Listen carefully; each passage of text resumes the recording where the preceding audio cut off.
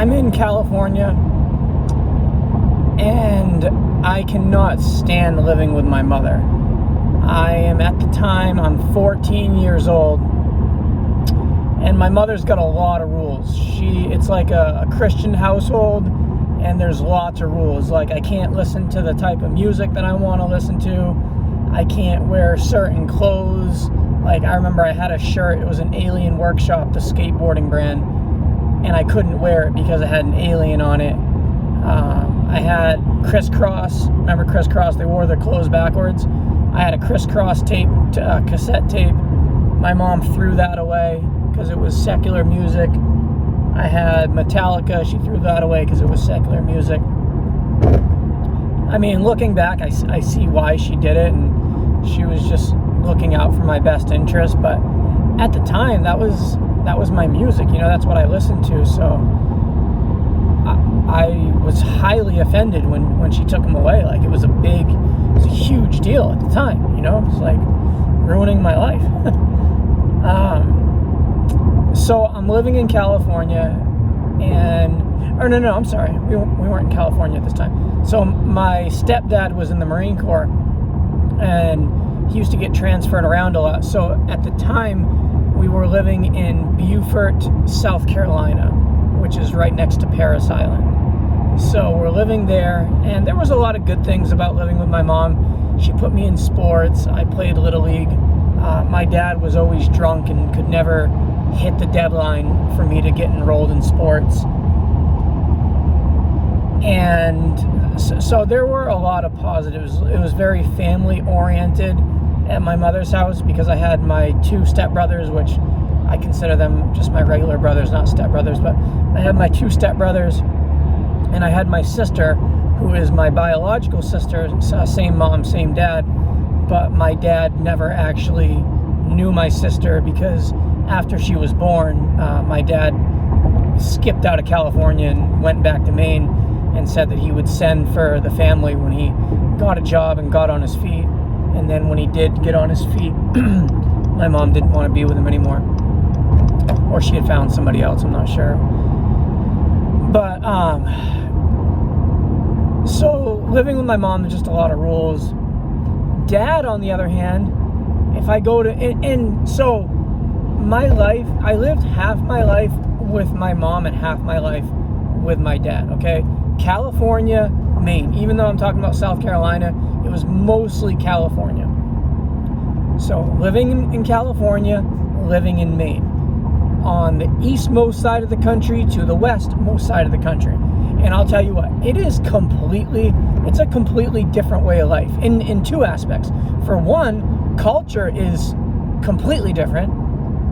East Coast, West Coast. East Coast is always like 10 years behind. So if there's a trend in California, it doesn't reach the East Coast till like 10 years. Like, if people in California are wearing baggy clothes, people on the East Coast are still wearing skinny jeans until like 10 years later. Then they start wearing baggy clothes. If there's a popular brand everybody's wearing it in LA, people on the East Coast don't start wearing it until like 10 years later in Maine.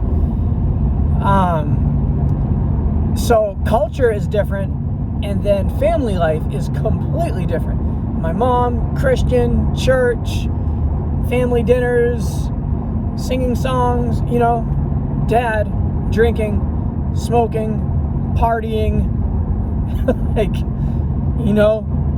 and as a kid, I wanted my freedom. I wanted to do what I wanted to do. Not that I wanted to get in trouble, because I always had a good heart, and I always wanted to do the right thing, but I always wanted my independency. If I wanted to hang out with my friends until 11 o'clock, I didn't see a problem with that.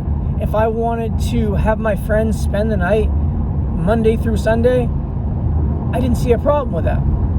I still don't. But so two just completely different ways of life. And the downside of living with my dad is my dad wasn't there and it's not that he didn't want to, it's just he was drinking and smoking so much, and then also his scratch ticket addiction, which I think was just as bad.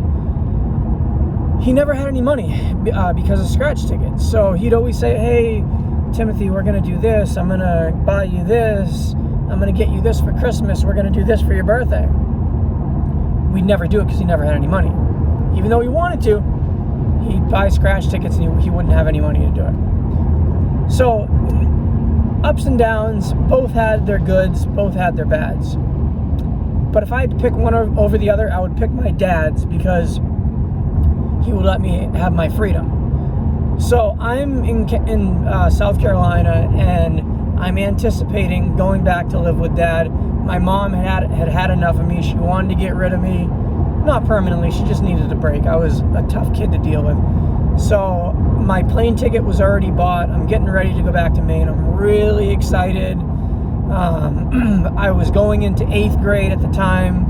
I was going to be going to middle school in Maine, and I was going to see all my friends. I was going to see Ryan again. I was going to see Jay. I was going to see John. I was going to see Nick.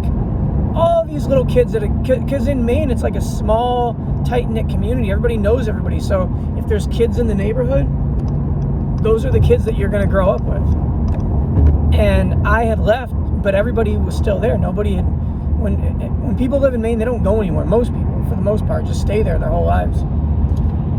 So I'm really excited about going back to Maine. And my dad says that he has a surprise for me when I get back there. I'm like, Dad, what is it? What is it? You gotta say, Dad, how much does it cost? You're gonna have to see, Dad, can you give me a hint? You're gonna like it. How much am I gonna like it, Dad? So he's hyped up this present, right? I was big into skateboarding and BMXing. Even though I didn't have a skateboard, and even though I didn't have a bike, I was into it. I always wanted a skateboard, and I always wanted a bike, but every skateboard I got was like the Walmart ones, and they'd fall apart, and they wouldn't roll. And every bike that I got was from Walmart, and I rode aggressively, so it was damaged within, the first couple days. So I thought it was like $100 skateboard, or I thought it was a Haro. I wanted a GT Performer, and I wanted what was that? The Haro Master. And I thought, man, if I get one of those, I'm gonna get into BM. I'm gonna go pro. If it's a skateboard, I'm gonna go down to the skate parks that just started. They just started building skate parks. It's not like it is today. I wish it was like that, but back then skate parks were like a rare thing. So I remember having plans if it was a skateboard where I was going to go. And I also thought it might have been a dirt bike, which was something that I wanted so bad. I wanted a dirt bike, man. I had ridden a friend's dirt bike, my friend Kenton. What up, Kenton? I had ridden Kenton's dirt bike, man, and I fell in love with it. And I wanted one. So I'm anticipating getting back to Maine. So excited, right? I can't I'm telling my mom, I'm leaving. I'm out of here. I'm dipping, And I remember how mean I was to my mom, about leaving, telling her how much I wanted to leave, and I just wasn't a good kid all the time. But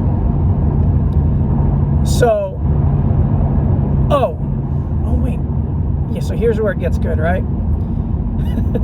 So when I had left Maine, or from what I had remembered last, my dad had a little apartment on Kelsey Street right next to the elementary school, which was on a dead-end street. There was a convenience store on one end of the street, and then another convenience store, and then I could ride my bike to the school which I was going to be going to. It was right on Broadway, Elm Street, Kelsey Street, all in that area. I was excited. So I get there thinking I'm going to that apartment, right? Keep in mind, my dad doesn't really tell me much. So I get there, and it's a completely different apartment. It is, if you guys remember the Black Tie restaurant on Broadway, it was on the corner of Broadway and Elm. There was a shoe shop where the guy repaired shoes, but there is an apartment, a 3-story apartment building on top of the shoe shop. Well, that's where we lived. We lived on top of the shoe shop. And my dad had remarried. My dad never told me that he had remarried. He never told me about anybody in his life. So I get there, and there's a whole new family that I didn't even know about, right? So he's like, yeah, so this is my new wife. This is Robin. Oh, hey, Robin. And Robin's being really, really nice, very friendly, very outgoing. but always with a drink in her hand, right? And she's young. I'm 14. Robin's 22. My dad is, at the time, 14, 27, 37. So my dad's 40, because my dad was 27 when he had me. So my dad's 41 at this point. I'm 14, dad's 41, Robin's 22. So Robin is closer in age than her and my dad. But she was like an old 22. She was very, she wasn't like a young 22. She had 2 kids, Steven and Chris. And I like Steven and Chris. They were cool. Real lazy, but they were cool. So I meet Robin, his new wife. You know, we're kind of getting along. She's giving me cigarettes, like she's letting me smoke. My dad's not really cool with her giving me cigarettes, but it is what it is, you know. And I'm allowed to smoke in the house. So I'm coming from my mom's, where smoking is like completely prohibited. If I smoke, I'm going to get grounded. I'm going to lose all my privileges. To where now I'm in my dad's house with his new wife, who I just met and I didn't even know about, and she's giving me cigarettes. And then my dad goes to work and she's letting me drink. So now she's drinking her coffee, brandy, and milk. I remember it always looked like she had chocolate milk, because when you mix the coffee brandy with the milk, it looks like chocolate milk. I remember, yeah, so that was her drink of choice. And so she'd buy me beer, whatever I wanted, at first, okay? At first, when she just met me. Things quickly changed. But, yeah, so, you know, we're getting along, drinking, smoking. Oh, she smoked weed with me. I remember when she pulled out a joint, I'm like, I remember wanting some so bad. And she's like, you smoke? I'm like, yeah. And so, like, I got a new stepmom, drinking, smoking. She's buying me things, giving me weed. Life's great, man. Life is really great at this point. And this is the thing. In the morning, when Robin wakes up, keep in mind, I'm still like go-lucky, like, you know, wanting to talk, you know, continue the conversations, you know, being happy. But in the morning, when Robin wakes up and she's sober, okay, she's not the same person. She's not the, let's plan a trip to Disneyland and we're going to do this. Oh, you're almost 15. You're going to get your permit. Oh, we're going to have all these. No, it's none of that. When she wakes up, it's, where's my effing cigarettes? I feel like crap. You guys just gonna leave the dishes all over the place? How many times did I effing tell you? I effing hate you! You know, just complete polar opposites, okay? So I'm like, I didn't know anything about alcoholism except for it was fun to drink beer. That's all I knew. This is really when I started learning about drinking. So in the nighttime when she's drinking, hey, everything's good again. But then in the morning, throughout the day, before because she's got work. She's a nurse. She takes care of old people and brings them like people who can't like manage by themselves. Robin is like a caretaker, and she's a good caretaker. She does what she needs to do. She's very independent, very motivated to make money, and so she doesn't drink during the day. She's completely sober. So during the day, she's like, you know, this focused person, but she's real angry, real mean all the time. Never smiling, always smoking cigarettes. Just not a fun person to be around. But then at the end of the night, when she starts drinking, everything becomes fun. And, you know, so I learned to deal with this. And this is just because, and her and my dad are always fighting. There's never, I don't think there was ever a happy moment. There might have been like one here and there, but I don't even remember them. All I remember is chaos, turmoil, heated arguments, near violence. My dad would always be violent, but he'd never put his hands on anybody, but always come close. Like he'd go up and you'd be there and he'd act like he's gonna punch you, and then he'd punch the wall, you know, like things like that. So, and my dad worked a lot. My dad, 9 to 5, and then when he came back, he would drink, and he'd drink with Robin, and, you but they wouldn't really hang out when they were drinking. It was like more like he'd drink in the living room and she'd drink in the kitchen, and they'd have some sort of communication. But like I said, not much positive stuff that I can remember.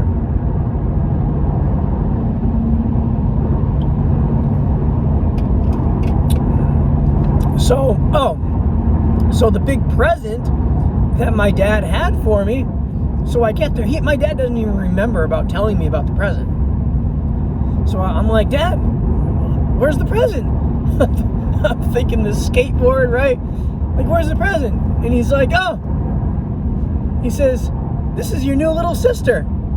She's 9 months old. I said, what do you mean? He's like, yeah, this is your sister. Her name's June. I'm like, oh, this is awesome. I love it. I'm like, but what? My skateboard, my bike, where's my present? This is your present. I'm like, so June was, I love June. She was a cute little baby. She's very cool. I love June. June lives in California right now. I live in California. So I get to see her. I'm actually going to go see her very soon. But it's not what I was hoping for. I was hoping for a bike or a dirt bike or something, and the present was a new sister who was 9 months old. So there had already been 9 months of pregnancy. So June is already like 2 years in the making, and he never told me. But it was cool having a little sister. I remember just holding her. There's an old picture. I wish I could use it as a thumbnail for this video. But yeah, June, real emotional little girl. I feel bad for what she had to go through with her mom and the drinking and everything. I couldn't imagine, because my dad and Robin ended up getting divorced when June was, I want to say 3. Yeah, so June never saw like my dad really and her together, and so June lived with Robin, and June doesn't tell me like a lot about her childhood. She does tell me a little bit, but I mean, I can already guess what it was like, must not have been good. But yeah, so I got this friend named John, and John is my best friend. He died in a car accident right after like Fast and Furious came out in 2001, and he was street racing on the main turnpike. From what I hear, it didn't say this in the news, but from what people told me is, I guess he was giving somebody the middle finger and went off the side of the road. It was like a 94 Pontiac, or no, 94 Sunbird. Yeah, Sunbird, Pontiac Sunbird.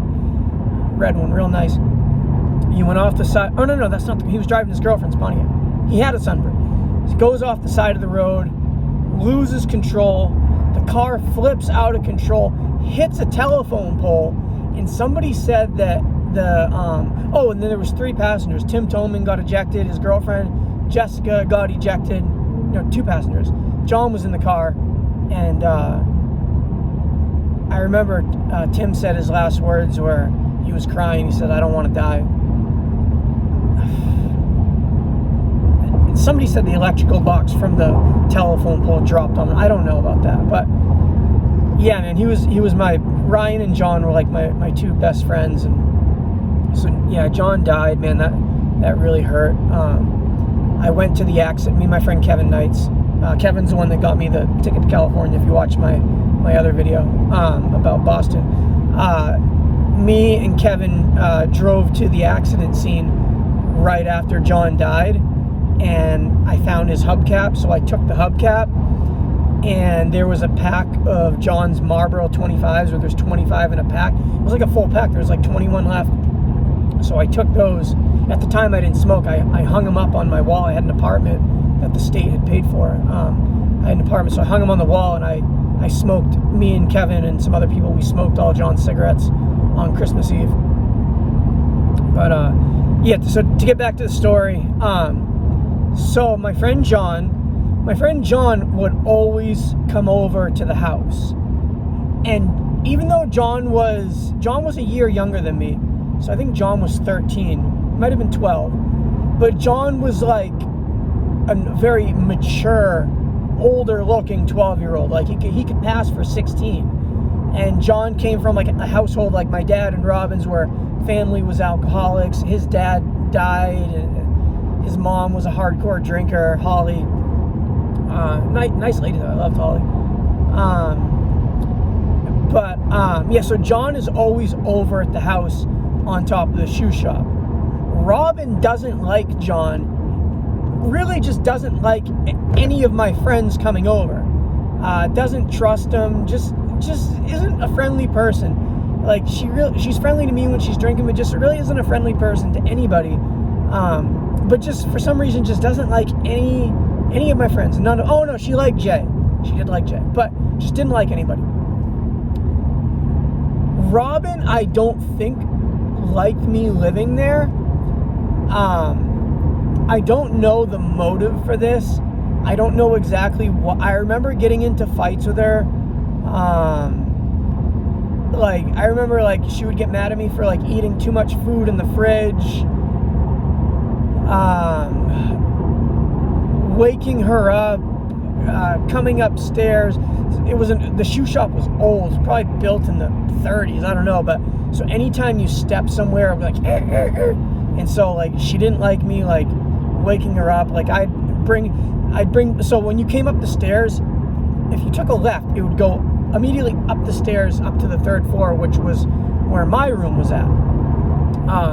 So if I had people coming over, nobody would ever see, because we'd just make a left and go up. We'd be quiet, so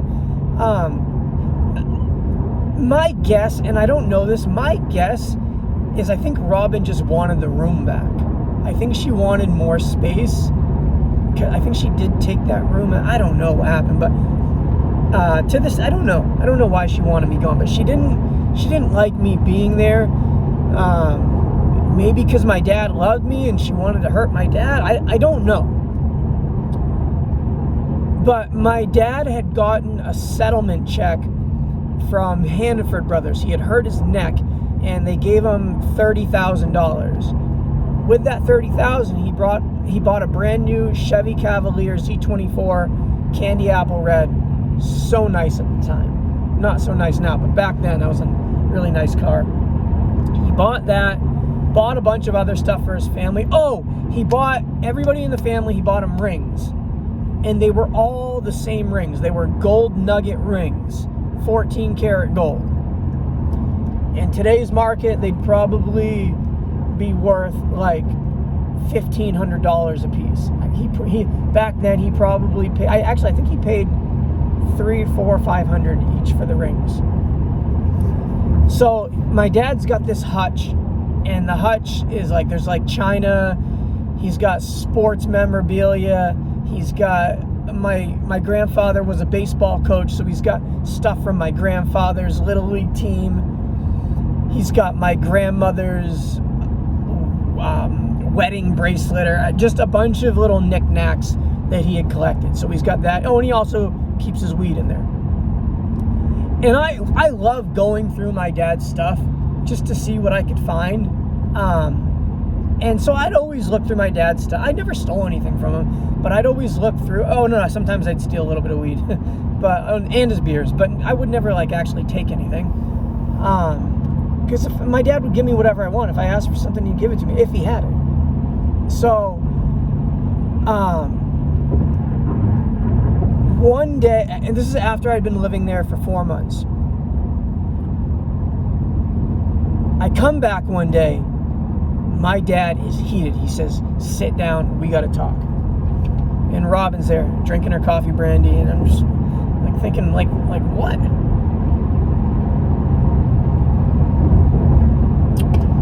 I didn't really break any rules there, because there was no rules for me to follow, I think the only rule was just go to school. I don't really remember, but so I'm in trouble about something. So they sit me down and they say, "Okay, where's the ring? Where's the gold ring?" Because my dad kept the gold ring in that cabinet. I'm like, "The gold ring?" He's like, "Yeah, where's the gold ring?" I'm like, I don't know. He says, "Well, the gold ring's gone." I'm like, "Okay, well, let's look for it." He says, "Where was the last place you saw it?" I'm like, "It was in the hutch." He's like, "Did you see it?" I said, "Yeah, I see it all the time. I'm always looking in the hutch." And so, I knew the ring was there. And so we're looking for the ring and we can't find it. And Robin is accusing me of taking it. My dad is kind of, oh shoot, north. I need to go north. I'm driving to Vegas. I just missed my exit. Hold on a second, guys. Okay, so I gotta exit here. All right. So sorry, guys. Darn it. Okay, so they're accusing me of taking the ring. I did not take it. Okay. John had been in the house the day before, and it had always been there. But John never stole anything from the house. John liked my dad. He respected my dad. My dad liked John. And John didn't take the ring. But it's a big deal, okay? Like, they're saying that I took it, and like I'm crying, like trying to tell them that I didn't. And Robin is just trying to convince my dad that I did take it. And so it's a big deal. Well, the next day, Robin says to my dad, I'm gonna contact the pawn shops, and I'm gonna look in Portland and see if I can, find the ring. I'm gonna help you find it. So the next day, miraculously, Robin shows up with the ring. Okay. Keep in mind, I'm 14. I don't know too much about anything back then, okay? So Robin somehow finds the ring. She says she went to a pawn shop, and the pawn shop, she somehow got it back from the pawn shop, okay?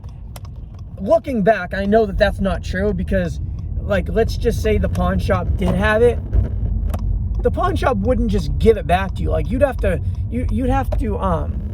create a police report and, go that route. You're not just going to go to the pawn shop. Oh yeah, we pawned it yesterday. We gave the kid $200. Oh, it's yours? No problem. Here you go, man. Even if she was to buy it back, the pawn shop has to hold something for 30 days before they're even allowed to sell it. Okay, so I knew that story wasn't true. So Robin says she gets it back from the pawn shop, gives it back to my dad. Now Robin's the hero. So what Robin does is says, we can't trust your son. He's stealing. I don't want him here anymore because he's a thief, and I don't trust him. So that's what happened. And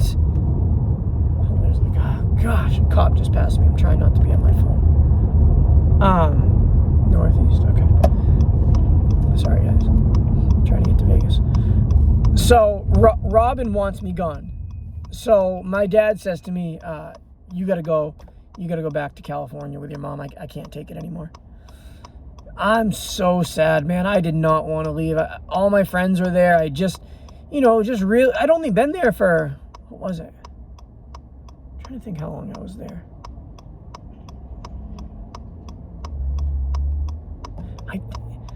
I want to say 4 months, might have been 9 months. I don't know, but I want to say it was less than a year. And so I'm real sad, man. I do not want to leave Maine. I remember just being so sad and knowing that I'm going to have to go back to my mom's and live by these crazy strict rules. And yeah, so anyway, so I go back, but I'm going to end the story here. So Robin and my dad, they ended up divorcing. My dad moved into an apartment by himself. Robin got remarried. Robin took care of this old guy. Hold on. Robin took care of this old guy named Ben, and she stole a bunch of money from Ben, and was able to set herself up nicely for the future. But yeah, so that's my story. of Robin and a little bit of a part of my childhood so that you guys know. And I will make another video here soon. Palabra.